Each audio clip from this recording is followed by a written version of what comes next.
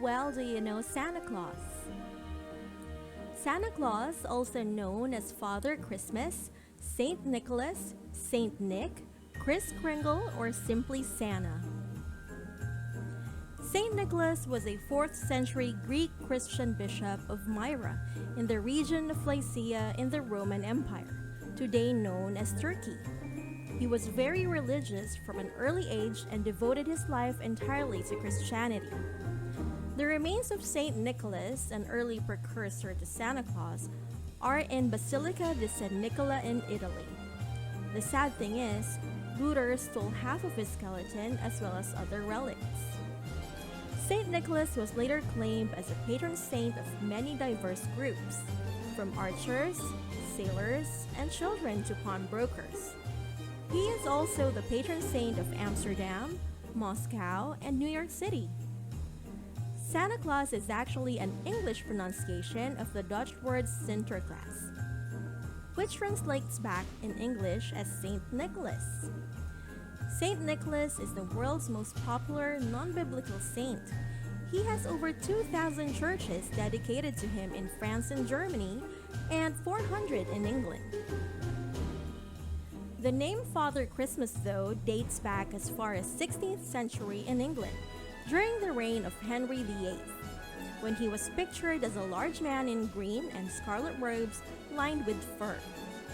He was a spirit of good cheer at Christmas, bringing peace, joy, good food, and wine. This was also the time where England no longer kept the feast day of St. Nicholas on December 6. The Father Christmas celebration was moved to December 25 to coincide with Christmas Day. During the 19th century, this is where the story of the current Santa Claus began. It started with a book in 1821. The book, titled A New Year's Present to the Little Ones from 5 to 12, was published in New York, which mentioned about Santa's gift-giving and reindeers. His reindeers were named Dasher, Dancer, Prancer, Vixen, Comet, Cupid, Donner, Blitzen, and of course the youngest, Rudolph. Have you seen the movie Prancer? If you would like a tear-jerker movie about Santa's reindeer, I recommend watching it. One of the first artists to define Santa Claus's modern image was Thomas Nast, an American cartoonist of the 19th century who immortalized Santa Claus in 1863. The story that Santa Claus lives at the North Pole may also have been a Nast creation. On the 20th century, in 1902, a children's book titled The Life and Adventure of Santa Claus by L. Frank Baum further popularized Santa Claus. Santa Claus's image is mainly the byproduct of commercialization and advertisements that are tied to a famous soda company, where urban legend said that Santa wears red and white to promote the said company.